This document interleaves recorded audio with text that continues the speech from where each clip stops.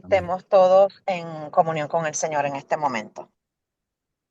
Padre nuestro que estás en los cielos, alabo y glorifico tu nombre en esta hora por este grupo de hermanos que estamos conectados para escuchar tu palabra. Gracias por tu misericordia, por tu amor, tu bondad. En esta hora te pido, Señor, que por favor, a través del hermano Rafael, tú lo utilices para que él pueda hablarnos la palabra que tú quieres que nosotros escuchemos y que la pongamos en práctica. Cuida a todos los hermanos que están aquí eh, reunidos, a sus familiares y, Señor, ayúdanos a mantenernos fieles en tus caminos y que podamos siempre dar un buen testimonio. Gracias, Amén. Señor, por tanto. En tu nombre lo pedimos todo. Amén. Amén. Amén. Amén. Yes. Adelante, mi hermano. Bienvenido otra vez. Y vamos a hablar hoy de Mateo 24. Yo entendí y la ley dominical. Correcto. ¿Es correcto? Ok, hermanos, solo quiero preguntar si se escucha bien el sonido. Los hermanos están escuchando perfectamente bien, no hay ninguna interrupción. Perfecto para mí. Ok, hermanos, vamos a iniciar. Quiero empezar hablando de este libro. ¿Cuánto conocen este libro? ¿Lo pueden ver? Claro, sí. ¿Cómo se llama este libro? El conflicto de los siglos. En Papiamonte, ¿cómo se pronuncia? El gran conflicto. Gran conflicto. Pero en el idioma, ¿cómo es el idioma? Papiamento. Papiamento. Papiamento, sí. ¿Cómo se pronuncia esta palabra? ¿Cuál? Conflicto. ¿En el medio? El nombre conflicto de los siglos en el idioma, ¿cómo se pronuncia? En Sí, su así idioma. pues. Sí. El gran conflicto. Gran conflicto, ok. Sí, casi lo mismo que en español. Sí, no hay ningún problema. Entonces, quiero iniciar hablando de este libro, hermano.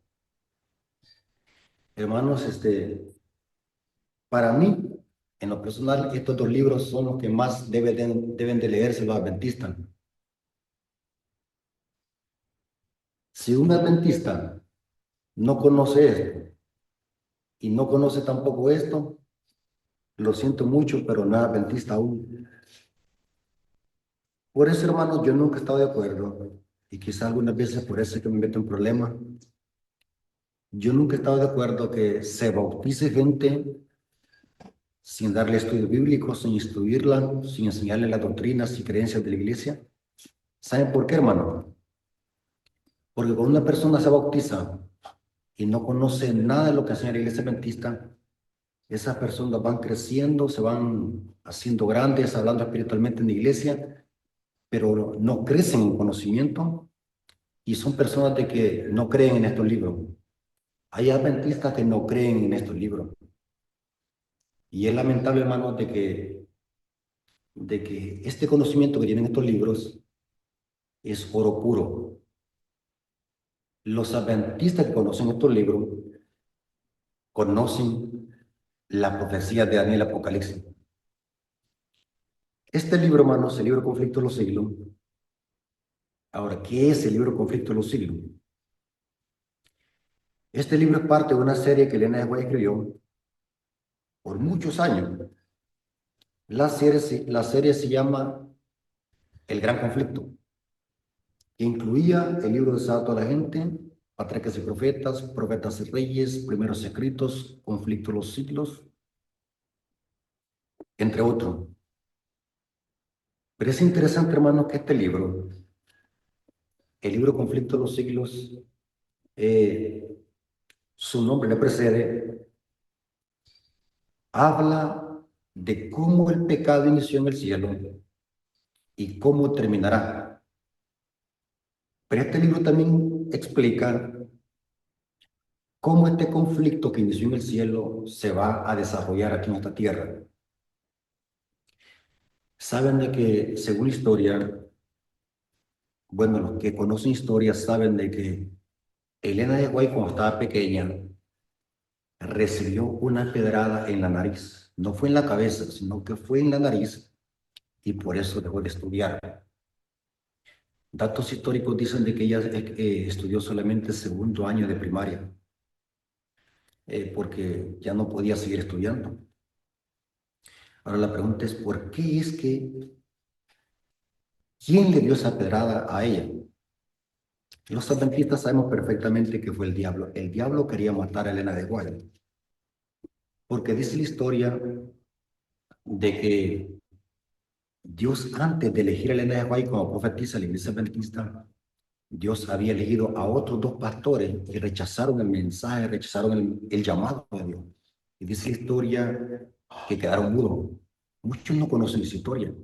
Y antes de llamarse a Elena de White al ministerio, Dios llamó a otros dos pastores para que desempeñaran el ministerio profético. Y no quisieron. Después se le dio a Elena de White el don de profecía. Por eso es que estos libros, hermanos, estos libros tienen luz del cielo. Por eso, hermanos, yo me enojo, podemos decir de que es un celo espiritual. Yo me enojo cuando veo adventistas que rechazan estos libros. Claro, un católico o un protestante los puede rechazar. Y no me altera, podemos decir así, y no me resulta algo que me escandalice, porque se supone que ellos no conocen esto. Pero que un adventista rechace estos libros es lamentable. Y sabe, hermano, que hay una creencia en nuestras 28 creencias, creo que es la creencia 19, porque tenemos 28 creencias y 6 doctrinas.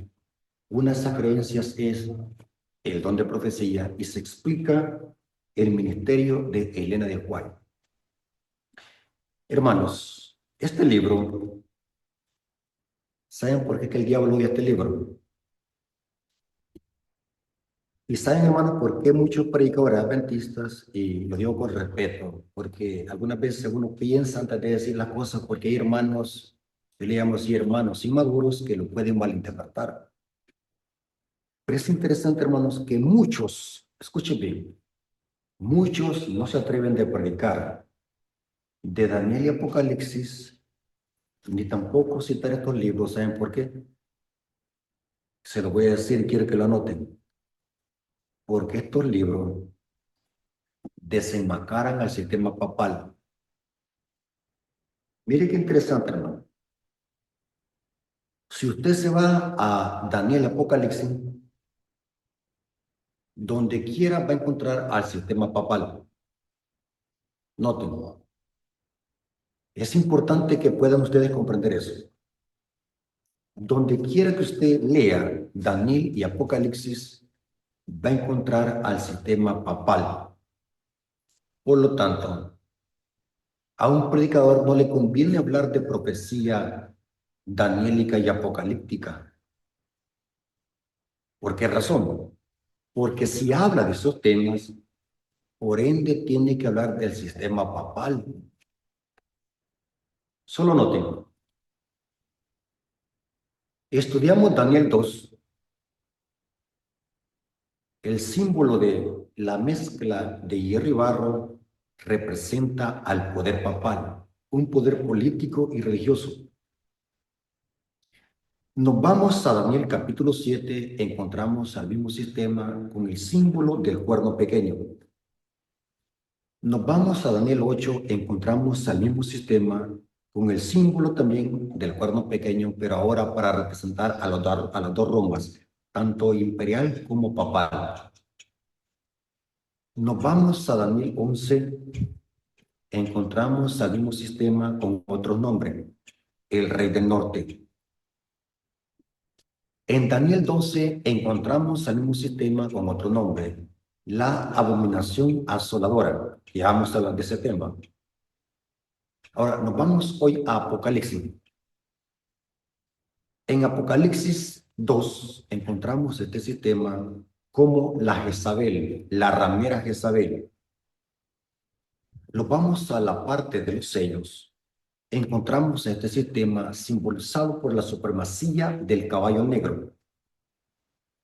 Nos vamos hoy a Daniel, nos vamos hoy a Apocalipsis 11. Encontramos este sistema con otro nombre, los gentiles que hollarán la ciudad por 42 meses. Nos vamos hoy a Apocalipsis 13. encontramos este sistema como la bestia. Nos vamos hoy a Apocalipsis 17, encontramos a este mismo sistema como la ramera que fornica con los reyes de la tierra. Nos vamos al mensaje de los tres ángeles, Apocalipsis 14, versículo 8, encontramos este sistema como la Babilonia. En Apocalipsis 17 encontramos este sistema como una gran ramera. En Apocalipsis 18 encontramos este sistema como la caída de la gran Babilonia. O sea, ¿qué significa eso? Que hablar de temas de profecía bíblica, por ende tenemos que hablar de este sistema. Y muchos quizás no hablan de este sistema que le ha hecho tanto daño a la verdad por el miedo o porque quizás no saben explicar este tipo de temas y la gente no les va a entender o quizás ellos no entienden el tema de profecía. Cualquiera que sea el caso, saben, hermanos, de que el diablo está tomando terreno cuando dejamos a un lado las profecías de Daniel y Apocalipsis. Cito el espíritu de profecía. Hermano, ¿me están escuchando? ¿Vamos bien hasta acá? Sí, claro, claro. Muy Ok. bien. Testimonio para los ministros, página 112. Citas que me las puedo de memoria.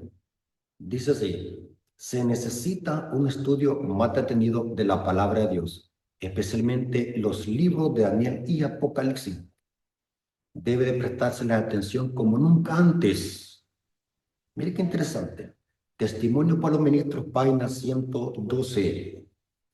Claro que los adventistas debemos de estudiar toda la Biblia, pero hay una verdad presente para la última etapa de la historia. ¿Y dónde la encontramos? En el libro de Daniel y Apocalipsis. Y este libro, ¿saben qué? Anótenlo. Este libro es un comentario de Daniel y Apocalipsis. Noten. Y también este libro es un comentario de Mateo 24. Ahora, ¿de qué vamos a hablar en esta tarde? O para ustedes en esta noche. Quiero hacerle una pregunta, hermanos. ¿Cuántos de ustedes tienen este libro ya? ¿Lo tienen en su casa? ¿Cuántos de los que están escuchando este mensaje tienen este libro o ya lo leyeron? Porque de esto depende que podamos entender este tema. Miren, hay hermanos que les gusta comprar otros libros, y no estoy diciendo que sea malo, pero ¿y esto? Esto y esto son inspirados por el mismo espíritu. Los otros es conocimiento teológico de teólogos, de eruditos, pero acá no estamos hablando de conocimientos de teología ni de universidades, estamos hablando de algo que fue inspirado por el Espíritu Santo. Ahora, ¿de qué tema quiero que hablemos? ¿Saben con qué inicia? ¿Cuál es el capítulo primero de este libro? Después del prólogo tenemos el primer capítulo. Dice, destino del mundo predicho. O sea, el primer capítulo habla del destino del mundo predicho. Ahora, ¿pero de qué habla el capítulo 1? ¿De qué habla? ¿Sabe, hermano, que yo me llené de impacto? Este libro lo he estudiado casi 5 veces. Y siempre que lo estudio, encuentro algo nuevo. Y cada vez que lo leo, me doy cuenta que esta mujer tenía luz de Dios. Y por eso, hermano, algunas veces muchos hermanos me dicen, hermano Rafael Díaz, usted es muy tosco en decir las palabras. Pero mire, hermano, hay veces que hay gente que se lo merece. Mire, hay gente que contradice por pura ignorancia. Hay gente que critica estos libros sin haberlos leído. Qué tremenda ignorancia, hermano. Les cabe la palabra y hay hermanos que no les gusta que yo diga palabras, son un doctor. Hay gente que critica estos libros sin antes haberlos leído. ¿Cómo se pone a creer que usted me va a decir que esta mujer era una falsa profeta si yo he leído estos libros más de 5 veces? ¿Cómo alguien me va a engañar? Esta mujer tenía luz de Dios y lo digo con toda seguridad. Saben de que tengo más de 20 años, lo digo para la honra y gloria de Dios, no para adaptarme. Recuerden de que Pablo decía las cosas no para adaptarse, sino para poner en su puesto a los judaizantes. Llevo 20 años de estudiar estos libros. Tengo toda la biblioteca completa del Espíritu de Profecía en físico en mi casa. Unos libros así grandes, unos tomos así de celestes azules, dice Biblioteca del Espíritu de Profecía, tomo 1 y tomo 2 los tengo. Inclusive, para ese tiempo no existía tecnología, no existía ni Facebook, no existía ni TikTok, nada. Pura letra. Pero es interesante, hermanos, que el primer capítulo del libro Conflicto de los Siglos, ¿sabe con qué inicia? ¿Saben de qué está hablando el capítulo 1? Está hablando de Mateo 24. O sea, que esta mujer inicia este libro hablando de Mateo 24.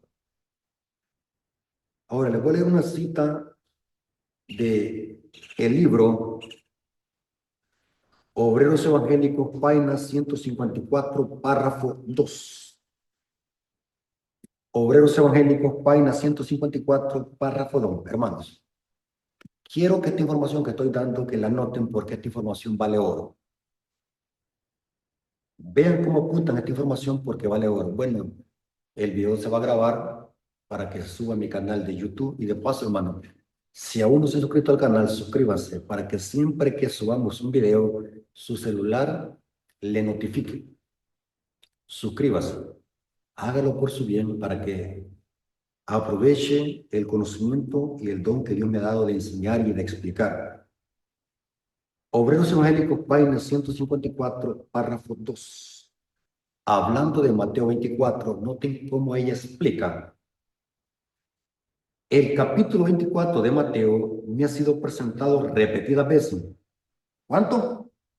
No se sabe, dice repetidas veces. Como algo a que se debe ser atraída la atención de todo. ¿De cuánto? De todo.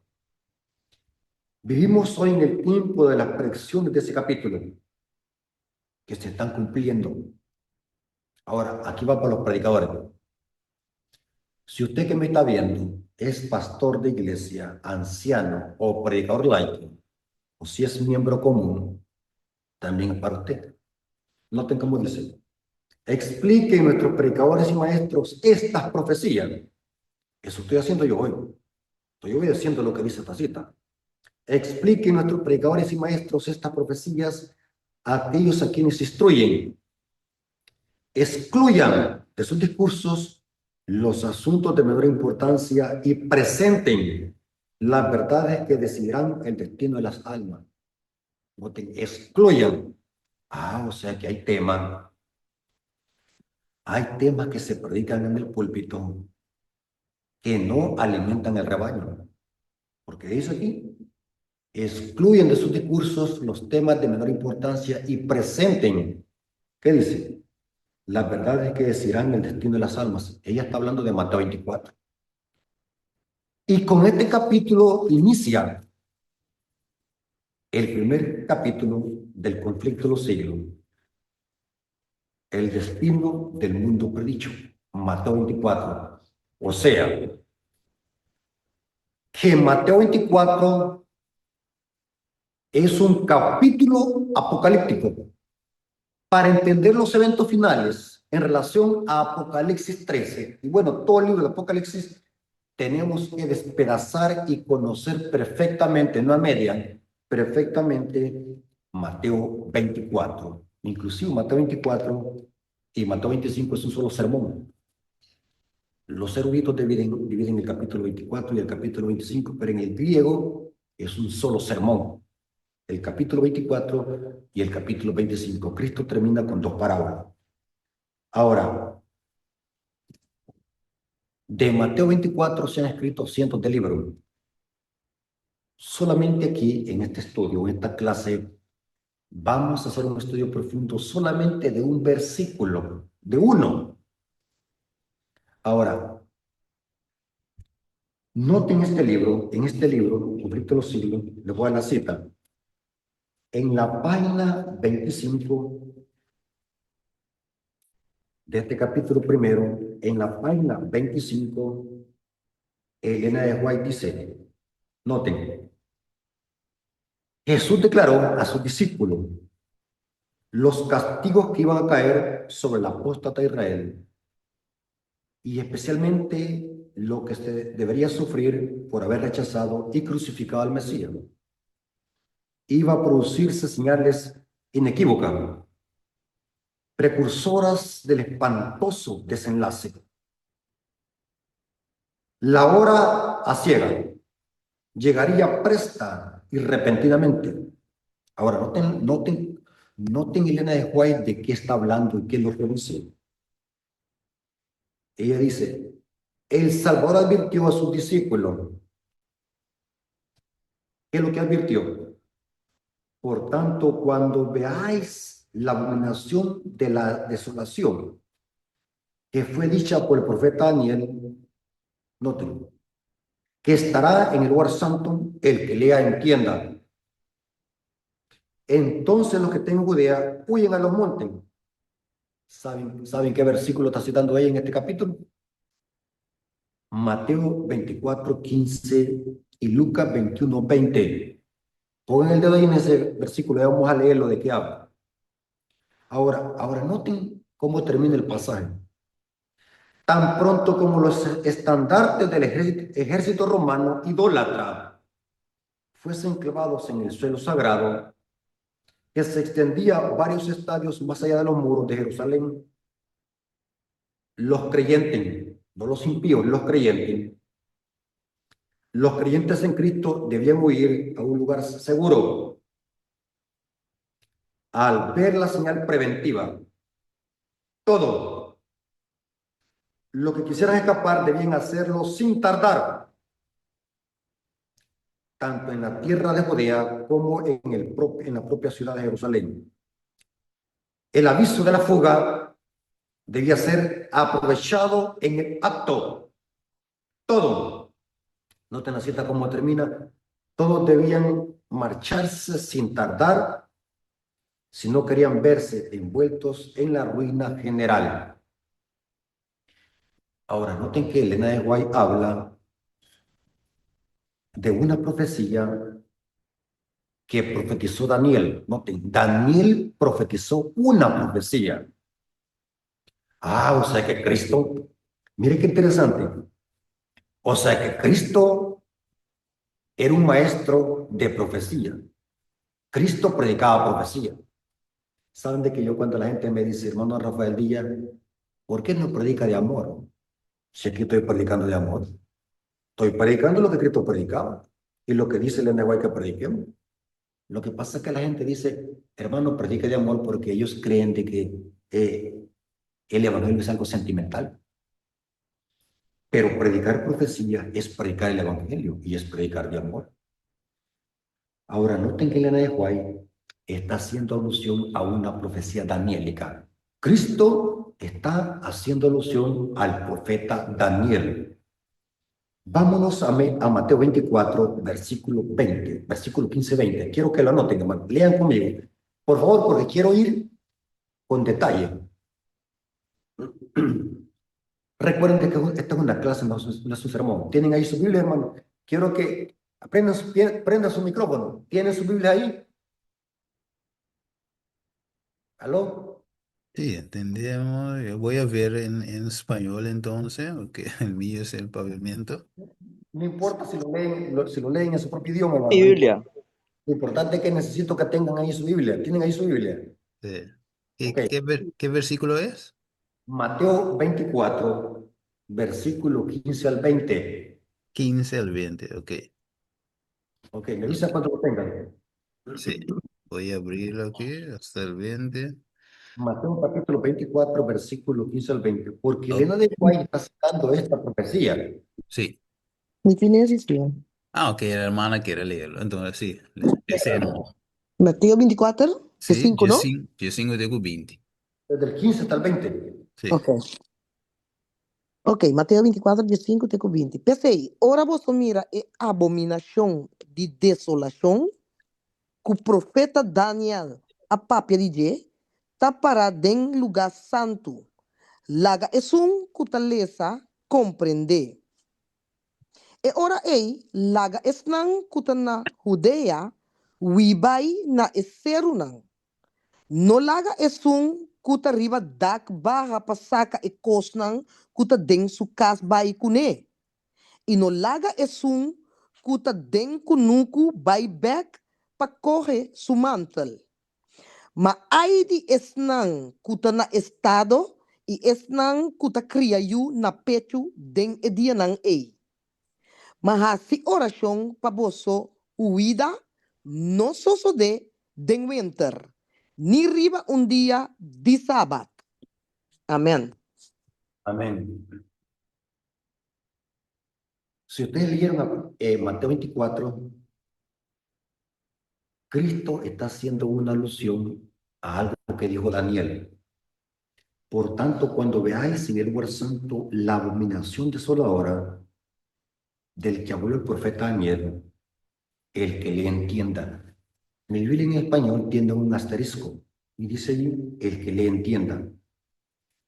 ¿Cuándo se usa un asterisco? Perdón, no es asterisco, sino que es un paréntesis.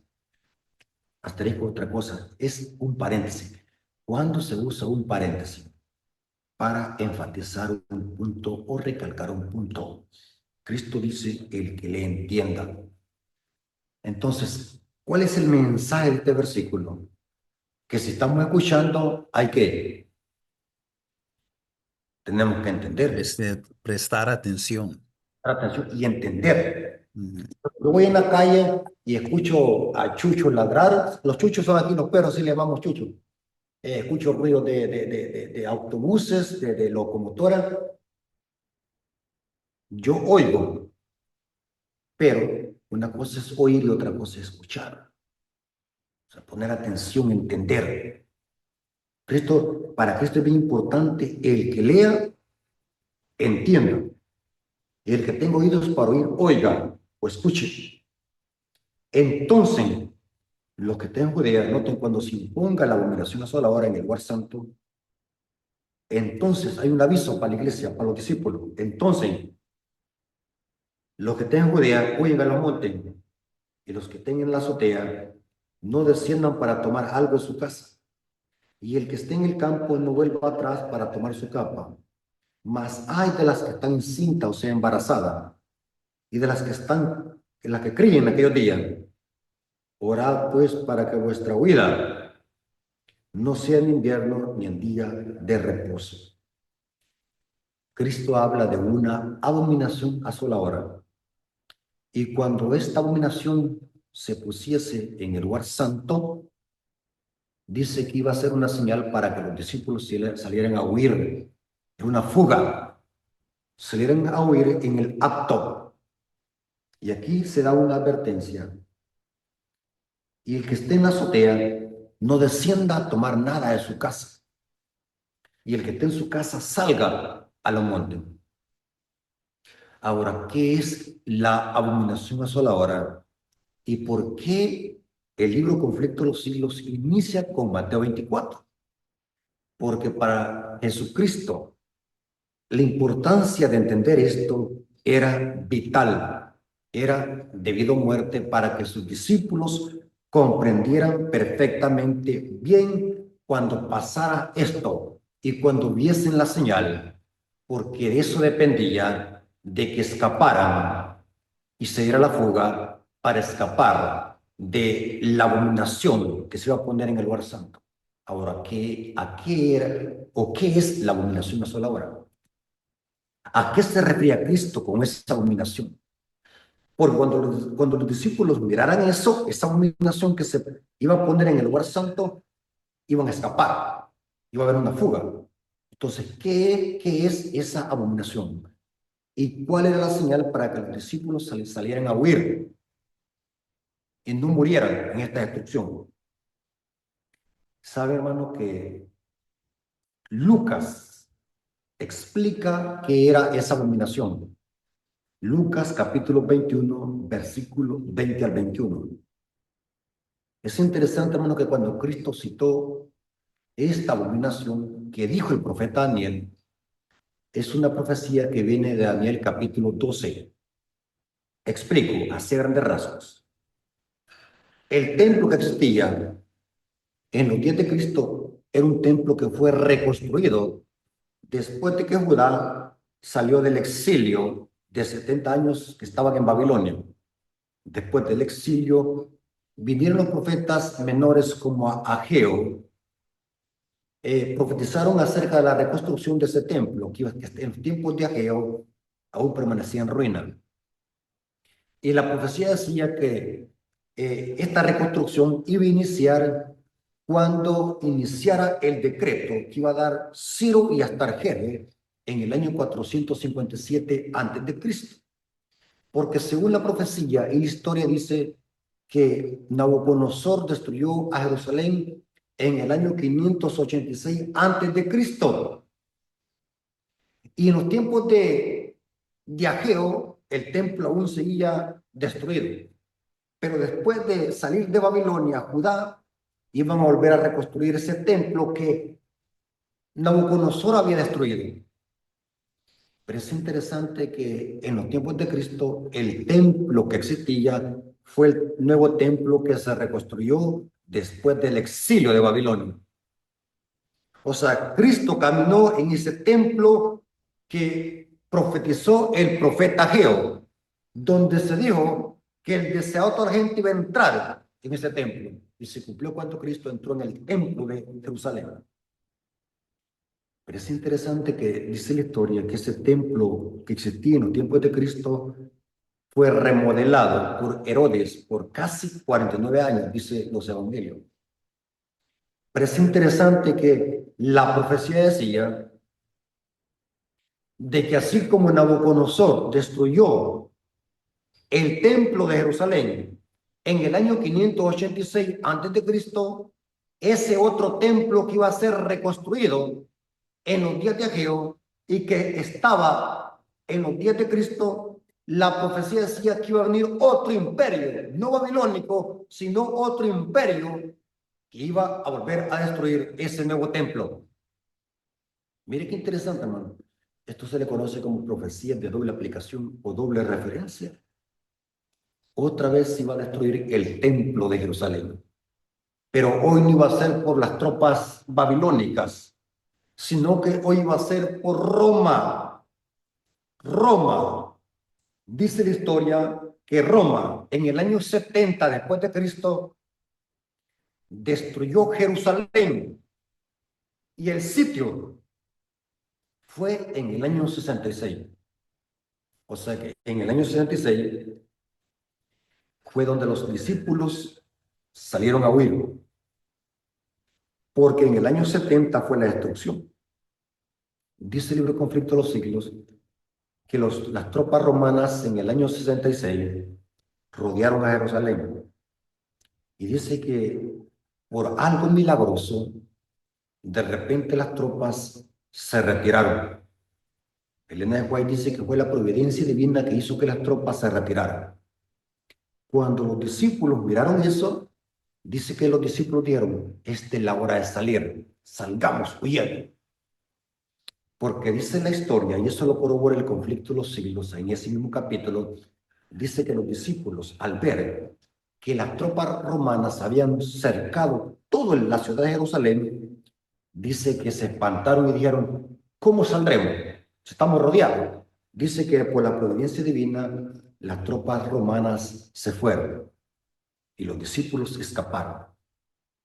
Dice que los discípulos vieron que los romanos clavaron unas banderas, unos estandartes romanos, Cuando los discípulos vieron eso, dice que esa fue la señal preventiva para salir a huir, una fuga, en el acto, tenían que salir a huir, sin tardar, sin pensar. Voy a dramatizar, sin pensar en los televisores, sin pensar en el carro, sin pensar en las tarjetas de crédito, sin pensar en los celulares, nada.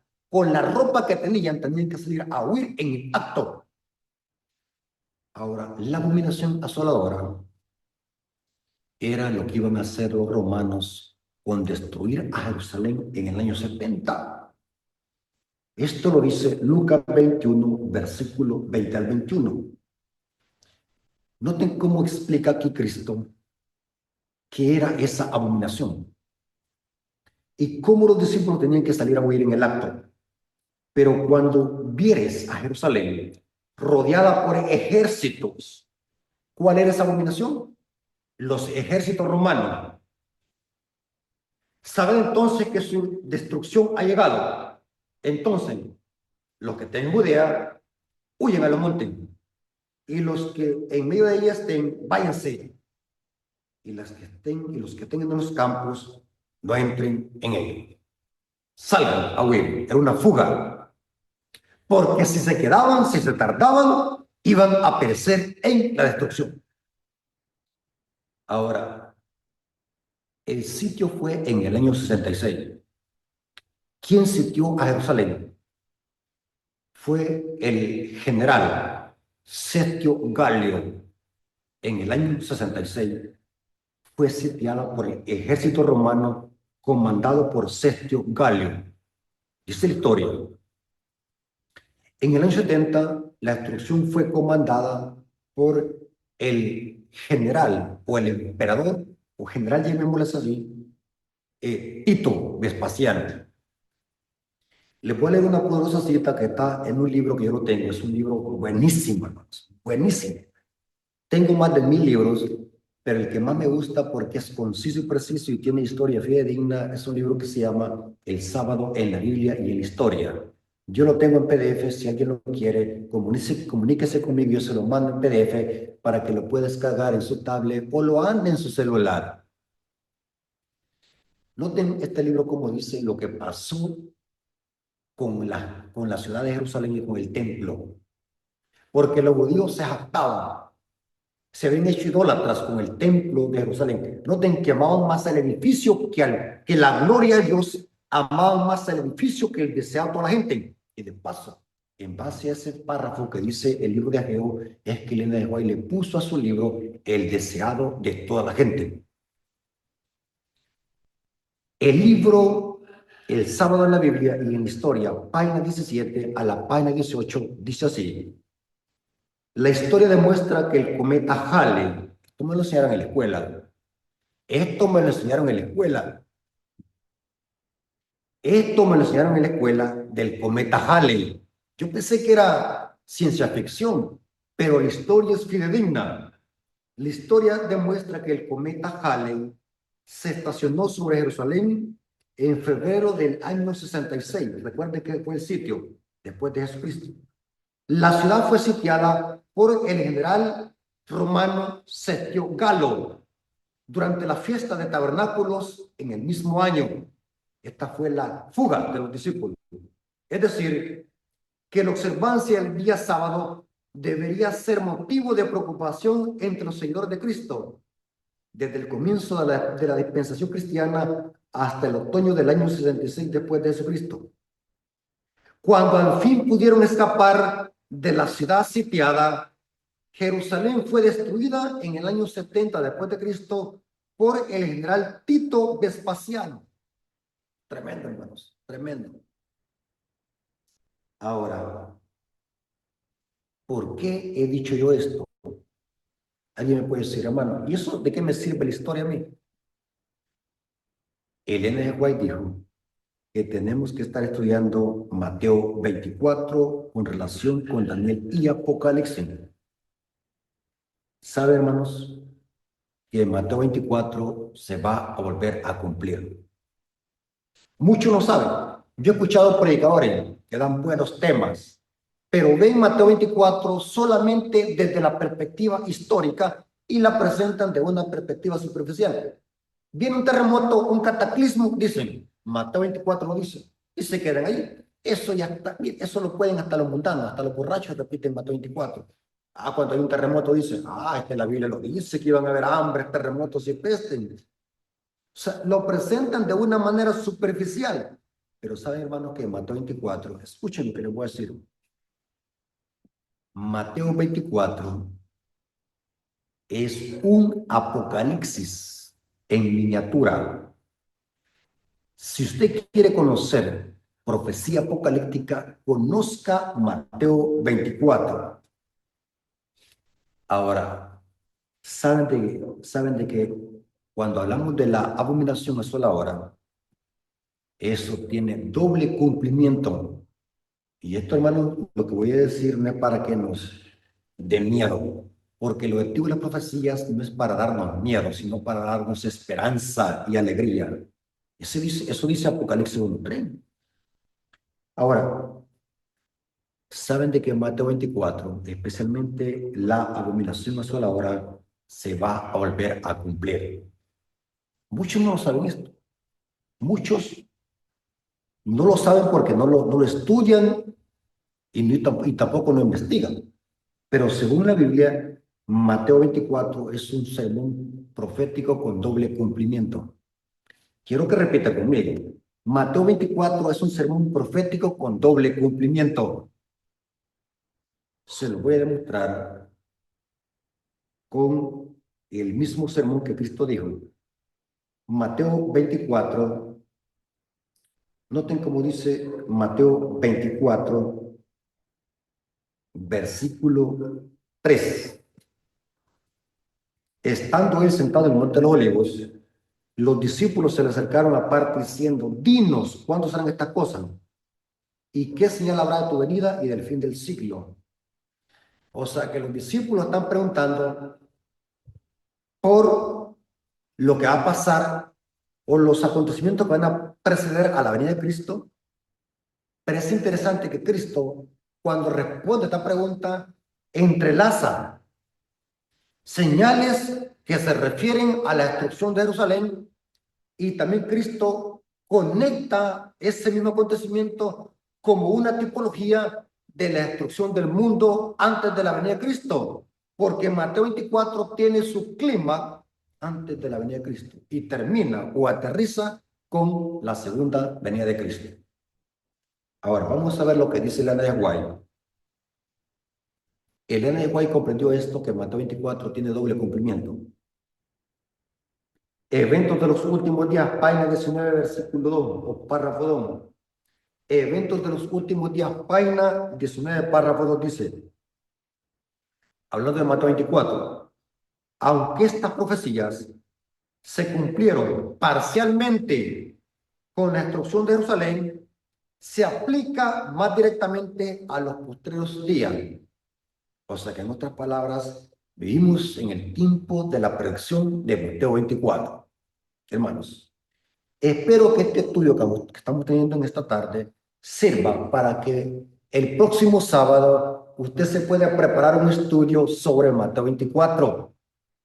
Mateo 24 es un capítulo que tiene que resonar en todos los púlpitos adventistas, porque vivimos en el tiempo de la predicción de ese capítulo. Eventos de los últimos días, allí mismo, pero en el párrafo 2, dice, todo el capítulo 24 de Mateo es una profecía concerniente a los acontecimientos que preceden a este evento. Y se usa la destrucción de Jerusalén para tipificar la última gran destrucción del mundo por fuego. O sea que vale la pena entonces estudiar Mateo 24. Ahora la pregunta es, ¿dónde esperamos encontrar el doble cumplimiento de la abominación asoladora? ¿Dónde? Dígame usted. Bueno, me voy a ir al libro de Isaías. No, negativo. Bueno, para ver la doble aplicación de la abominación asoladora de Mateo 24:15, me voy a ir a las cartas de Pablo. No. ¿A dónde tengo que irme? A Apocalipsis 13. Mire qué interesante, hermano.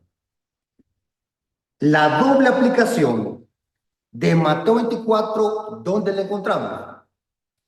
En Apocalipsis 13. Quiero que anoten esta información, hermano. Anótenla, por favor. Si Mateo 24 se va a volver a cumplir a una escala mundial, según Cristo, significa que va a haber otra abominación asoladora. Usted me va a decir, ¿cómo así? ¿Será que los romanos van a sitiar a un templo adventista y le van a poner una bomba? No, hermanos. La profecía no se interpreta así. Aquella fue una destrucción a nivel de Jerusalén. Fue local. Pero ahora vamos a ver de que todo eso es una tipología, es algo simbólico. Mateo 24 ahora tiene que entenderse mundial. Jerusalén ya no es un templo físico. Jerusalén, ¿a quién representa? A la iglesia. ¿O ignoráis que vuestro cuerpo es templo del Espíritu Santo? Es el naos. La iglesia ahora es el templo. Pregunto, ¿y la iglesia adventista, verdad que solamente pertenece a la esperanza donde yo me congrego? No, es mundial. O sea que el templo de Jerusalén ahora representa a toda la iglesia que está en todo el mundo.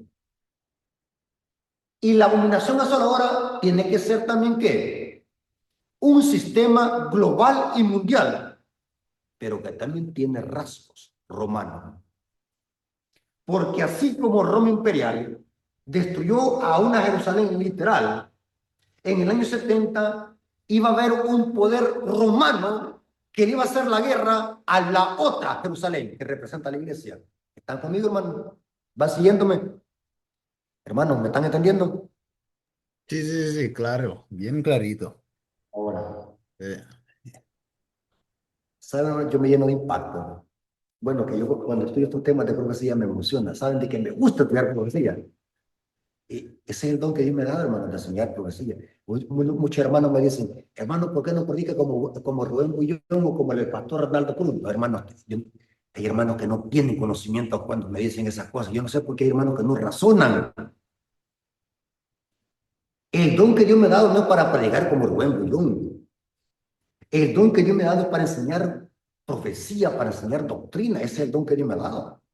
Yo no puedo predicar como otro predicador predica. Mire, hermano, saben de que el capítulo que todo adventista debe estar estudiando, y quiero que lo anoten, es Apocalipsis 13. Anótelo, Apocalipsis 13 es el capítulo que todo adventista debe estar estudiando en relación con Mateo 24. ¿Saben dónde encontramos la otra abominación asoladora? ¿Dónde creen ustedes que la encontramos? ¿En qué parte de Apocalipsis 13? ¿En qué parte? Apocalipsis 13, versículo 15 al 17. Leamos todos juntos. Apocalipsis 13, versículo 15 al 17. Yo en mi canal tengo un tema, o tengo varios temas donde explico que al final de la historia, y falta muy poco, que el diablo usará a dos potencias mundiales para hacer la guerra a la Jerusalén espiritual que es la iglesia. ¿Cuáles son esas dos bestias o potencias que se mencionan en Apocalipsis 13? Un poder romano simbolizado por una bestia que sube del agua y una bestia terrestre simbolizada por ¿quién? Por una bestia con dos cuernos similares a los de un cordero, pero ahora como dragón. ¿Quién es esa bestia? Los Estados Unidos de Norteamérica. O sea, en otras palabras, noten que voy a grandes rasgos, porque estos temas ameritan una semana. Yo aquí voy a grandes rasgos, hermano. Pero yo sé que ustedes son inteligentes y agarran la información como una esponja. Mire, según la profecía, los dos poderes que van a dominar el mundo y van a perseguir a la nueva Jerusalén, que es la iglesia, son dos potencias mundiales que van a actuar en concierto. ¿Quiénes son? El papado, que es un poder ¿qué? Romano. Y Estados Unidos, que va a montar un teatro, un show, porque es un show, un teatro, para agradar ¿a quién? A Roma. O sea, quien va a gobernar el mundo va a ser Roma, según Apocalipsis 13. Y Estados Unidos lo que va a hacer es ayudar a Roma a que vuelva a perseguir al pueblo de Dios y vuelva a imponer la abominación asoladora. ¿Qué es entonces la abominación asoladora? ¿Qué es? Para muchos, esta es teoría de conspiración. Pero para los adventistas que estudiamos profecía apocalíptica sabemos de que es cierto esto y se va a cumplir. La abominación asoladora, que muy pronto se va a poner en el lugar santo, ¿saben qué va a ser? La ley, termina la palabra conmigo. ¿La ley qué? Dominical. La ley dominical. Pregunto, ¿la ley dominical qué tabla ataca? ¿La primera tabla de la ley o la segunda? La ley dominical ataca ¿cuál mandamiento específico? El cuarto. El cuarto. ¿Dónde encontramos el cuarto? ¿En qué tabla? Primero. La primera. Mm. Ahora, en Apocalipsis 13, vemos a una bestia con dos cuernos semejantes a los de un cordero, pero habla como dragón. Y esta bestia levanta una imagen para que se adore. Y el que no la adore va a ser muerto. ¿De dónde viene esa terminología? De Daniel capítulo 3. Un rey político dando una orden para que se adore una imagen. Pregunto, Nabucodonosor, cuando dio ese decreto de muerte para que se adorara la imagen, pregunto, ¿qué tabla estaba atacando el rey Nabucodonosor? La Primero. primera. Mm. O sea que de alguna manera, esta nación que tiene cuernos como de cordero, en algún momento de la historia va a actuar igual como ¿quién? Nabucodonosor. O sea, de alguna manera, el rey que dirige esta nación va a actuar como ¿quién? Como Nabucodonosor. ¿Estamos de acuerdo, hermanos? ¿Están siguiendo la lógica? Fíjense que estudiar la profecía es tan lindo, hermanos. Solamente necesitamos abrir la mente y seguir la lógica y la secuencia de eventos proféticos. Porque esta bestia de Apocalipsis 13:11 está actuando idéntico como actuó Nabucodonosor en el Valle de Dura. O sea que el rey político que dirige esta nación, en algún momento de la historia, va a actuar como el rey Nabucodonosor. En otras palabras, esta nación va a tener un poder global, donde todas las potencias del mundo le tiemblen y cedan a su poder. Y esa es la Biblia. Porque el decreto va a ser mundial. Dice, y todos los moradores de la tierra dijeron, ¿quién como la bestia y quién podrá luchar contra ella? O sea que este imperio va a ser mundial. Ahora, aquí va la pregunta. Quiero que se concentren. La ley dominical, ¿para quiénes va a ser? ¿Para los testigos de Jehová? ¿Para los mormones? ¿Para los pentecostales? ¿O para los adventistas? Yo les hago una pregunta, contesten, hermano. ¿Ustedes creen que el diablo es bobo, hermano? ¿Para qué el diablo va a dar una ley dominical para que los pentecostales guarden el día domingo? Ellos lo guardan. Mm. ¿Los mormones tienen problema con eso? No. ¿Los católicos tienen problema? O sea que el diablo sabe de que en esta tierra va a haber un remanente que no le renderá pleitesía al papado. ¿Saben de qué dice Elena de Guayo en el libro Profetas de Reyes? Dice que la historia del libro de Esther es una profecía también que debe de conectarse con Apocalipsis 13. Amán buscando adoración de parte de Mardoqueo y de parte de los judíos. O sea, Mardoqueo representa al remanente de los últimos días que guarda los mandamientos que no le rendirá pleitesía al papado. O sea que la ley dominical, este decreto de muerte va a ser para afectar ¿a quién? Al remanente.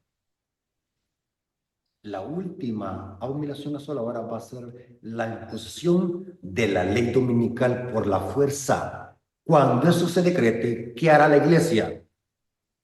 Miren, no quiero que me tomen como extremista o alarmista. No me interesa cómo lo puedan tomar ustedes. Mi deber es decirlo. Así como lo oyen, hermano. No estamos en el tiempo para estar viendo el luz. No estamos en el tiempo, hermano. Debemos de preocuparnos porque se nos está acabando el tiempo, se nos está acabando. Las cosas se están poniendo terribles, hermano.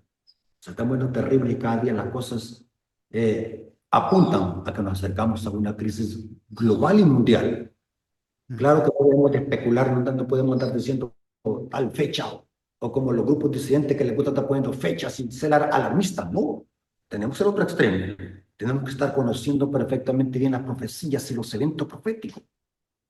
Mira, hermano, escuchen.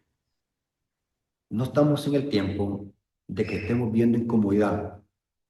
En muchas iglesias, en otros países, los hermanos viven cómodos. Y el diablo está usando eso para que nos olvidemos de nuestra preparación espiritual. La comodidad nos está haciendo que perdamos de vista el mensaje, la predicación, nuestra consagración y muchas cosas. Ahora, cuando se imponga la ley dominical que va a iniciar en Estados Unidos, ¿qué hará el pueblo? Salir a huir. Esto lo dice Elena de White. No lo digo yo. Eventos de los últimos días, página 104, párrafo 4. Noten ella cómo conecta la destrucción de Jerusalén y el sitio con el decreto dominical por imposición y por decreto legislativo, o sea, por la fuerza.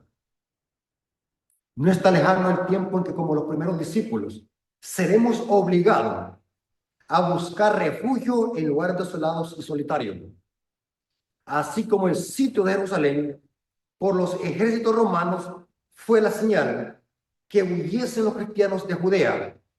Así la asunción, noten aquí está cómo ella compara esto, así la asunción, o sea, la subida del poder por parte de nuestra nación, los Estados Unidos, con el decreto que imponga el día de descanso papal, será para nosotros una amonestación. Entonces será tiempo de abandonar las grandes ciudades. Entonces será el tiempo de abandonar las grandes ciudades y prepararnos para abandonar las menores en busca de hogares retraídos y en lugares apartados entre las montañas. Lo dice ella. Noten, o sea que la última abominación a sola hora va a ser el decreto dominical que va a iniciar ¿dónde? En los Estados Unidos.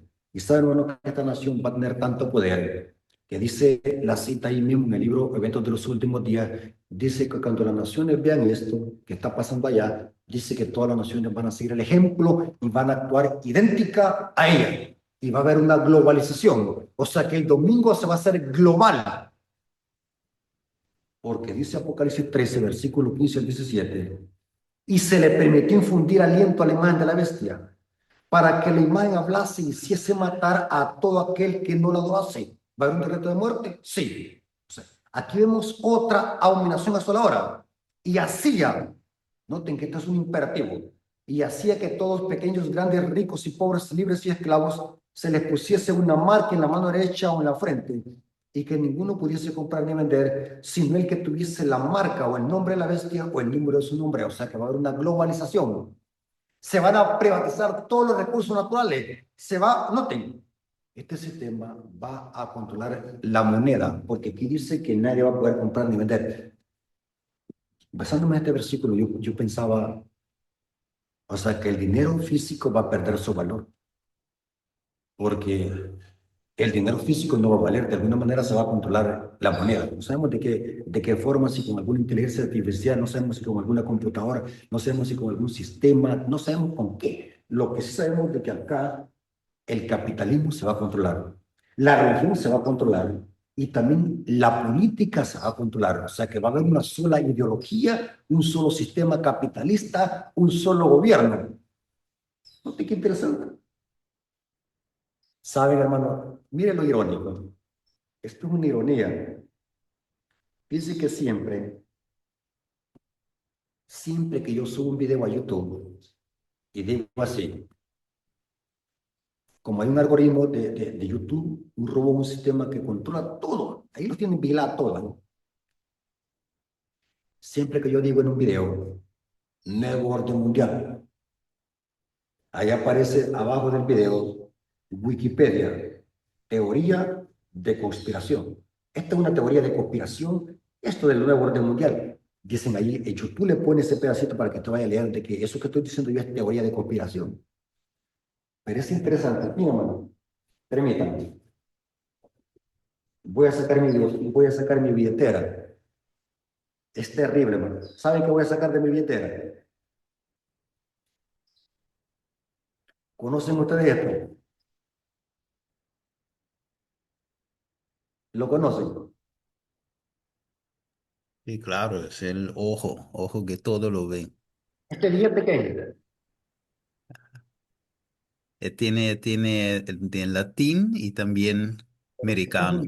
Este es un dólar americano. Tiene latín también ahí escrito. Ahora, mira, le hago una pregunta. Miren, ellos dicen de que esta es una teoría de conspiración. Hablar del nuevo orden mundial, de los Illuminati, de los masones. Pero mire qué irónico. Mire ellos.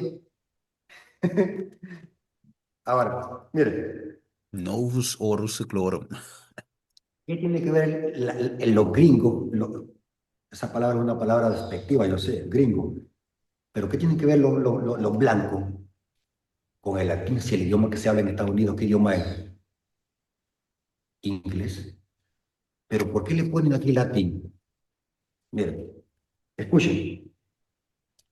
Abajo aquí de la pirámide, ¿saben? Tienen ahí un billete de dólar, lo consigan. Abajo aquí de la pirámide hay un número romano. ¿Qué tiene que ver esto con números romanos? ¿Qué tiene que ver Estados Unidos con números romanos? Aquel número romano que dice es la fecha de independencia de Estados Unidos, 4 de julio de 1776, el número romano. Acá abajo de la pirámide. Un número romano. En latín dice Novus Ordo Seclorum, aquí en un pergamino abajo de la pirámide. Novus Ordo Seclorum. ¿Saben qué significa en latín eso? The Rise of the New World Order. La- Nuevo orden mundial. Novus Ordo Seclorum. Interesante. Ahora, aquí vemos también un águila. Miren, busquen, hermano, información para que no vayan a decir de que este invento mío. ¿Saben qué dice Flavio Josefo? Métanse a una inteligencia artificial. ¿Cuál era el símbolo que tenían o cuál era la imagen del animal o del ave que tenía la bandera de los estandartes romanos?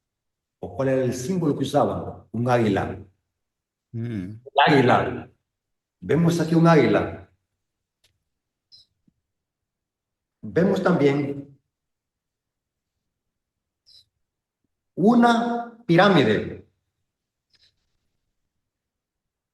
Y la gente dice teoría de ¿saben de que a mí me han tratado? Este hermano Rafael Díaz es un gran fanático, es un conspiranoico.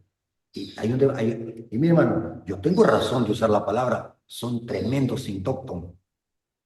El mismo dólar está diciendo, mire, nuevo orden mundial. O sea, que este sistema, ¿qué es lo que va a planear? ¿Cuál es el propósito de este sistema? Establecer que un nuevo orden seclorum, el dólar. Una pirámide. ¿Saben de que las pirámides egipcias, con un ojo, saben de qué es el ojo? ¿Saben qué simboliza el ojo? El ojo de la provincia, el ojo que todo lo ve. ¿Saben de que eso es un ojo masónico, los masones? Porque los emancipadores, Thomas Jefferson, eh, eh, Abraham Lincoln, Thomas Jefferson, hay otros emancipadores, ellos eran masones. Por ejemplo, Washington, tenemos George Washington, yo creo que era George Washington. Sí, George Washington es ¿verdad? ¿Verdad que Mm. George Washington? era Masón grado 33. Busquen información. O sea que de alguna manera, Satanás, al final de la historia, va a establecer un nuevo orden mundial. Una sola religión, una sola moneda, un solo sistema político y religioso y un solo día de qué? Único día de reposo. ¿Cuál creen ustedes que va a ser? Domingo. ¿Ah? El domingo. ¿Ustedes creen que yo necesito tener una mente de Salomón o de Albert Einstein para usar la mente y decir, ah, no, yo sabemos por qué va a ser? El diablo es astuto. La última humillación a su hora tiene que ver con qué? Con el establecimiento del domingo por la fuerza. Hermanos, yo siempre lo he dicho, hermano, trabajemos como que si Cristo se tardara en venir 1000 años, pero preparémonos, llegamos preparativos como que si Cristo viniese hoy. Los acontecimientos finales van rápidos, dice Elena de White. Esto cada día se va poniendo color de hormiga. Es impactante ver cómo el poderío que tiene Estados Unidos. Es impactante ver cómo Estados Unidos puede meterse en cualquier lugar y nadie le dice nada. Es impactante ver el poderío de Estados Unidos, que aún Rusia y la China le tiemblan a Estados Unidos. Solo podemos ver con la captura que hicieron de Maduro. La Rusia, a Vladimir Putin se quedó con los brazos cruzados y la China también no dijo nada. ¿Por qué? Porque le tiembla. Ahora, no quiero ser alarmista. Simplemente estoy interpretando lo que dice la profecía apocalíptica. La ley dominical es la última abominación asoladora. Preparémonos. Cristo viene pronto por segunda vez. Y la única forma que podemos apresurar su venida, aunque Él ha puesto un día que va a venir, pero la única forma que podemos apresurar su venida es predicando los mensajes de los 3 ángeles, porque la única forma de poder escapar de este mundo y de lo que viene a continuación, porque este mundo va a colapsar. Este mundo va a llegar a un clima, no solamente corrupción moral, sino también corrupción espiritual. La única vía de escapatoria viene del cielo y son los mensajes de los 3 ángeles. Estamos viviendo en un mundo, hermanos, inhóspito. Ya no se puede vivir aquí en este mundo. Las cosas están poniendo cada día de mal en peor. Ya no tenemos que enamorarnos de este mundo, hermanos. Este mundo ya no se puede vivir. El recalentamiento global. ¿Y qué excusa están usando para meter el domingo? Es interesante ver cómo están ese deseo por querer unificar la iglesia con el Estado. Esa motivación por querer unir otra vez la iglesia con el Estado. Todo apunta de que los acontecimientos van rápido. Y nosotros como adventistas, ¿qué estamos haciendo como adventistas? Derrochando el billete, derrochando el dinero en buenos carros. Una hermana me dice, hermano, mira hermano Rafael, me dice, hace poco los hermanos de mi iglesia compraron un autobús que valía $185,000 solo para tenerlo de garaje detrás del templo. Y los ministerios necesitando dinero para predicar. O sea, vemos cómo en otras iglesias, las iglesias están alejadas de la verdad. Y yo los admiro a ustedes, hermanos. Ustedes los felicito. Y digo esto para la honra y gloria a Dios. Porque, escuchen bien, es raro ver iglesias y hermanos que les gustan este tipo de temas. Eso significa que están con la chispa encendida. Están despiertos. Imagínense, estoy predicándole a hermanos que están en Holanda, el otro lado del mundo. Esa es una gran bendición. Porque así como hay gente que rechaza estos mensajes, hay gente que los ama. Lo que he predicado aquí, hermano, lo que he predicado aquí no es ningún alarmismo, no es ninguna teoría de conspiración. He predicado pura Biblia, puro espíritu de profecía. Leamos y prediquemos este mensaje, porque Cristo viene pronto por segunda vez. Para mí es un privilegio, hermano, poder presentar esta clase. Espero que hayan aprendido y que la honra y la gloria sea para nuestro Dios. Amén. Gracias, Padre eterno que está en el cielo, porque por tu amor y tu misericordia hemos aprendido de tu palabra, de la que has dejado en tu palabra. Bendice a los hermanos que van a escuchar este tema y los hermanos de Holanda, Bendíceles a ellos que puedan ellos cada día crecer en conocimiento y aprender de estas hermosas profecías que anuncian el porvenir. Amén. Todo, gracias porque hasta aquí nos ayudaste. Te lo agradecemos en el nombre de Jesús. Amén. Amén, amén. Salud. Amén.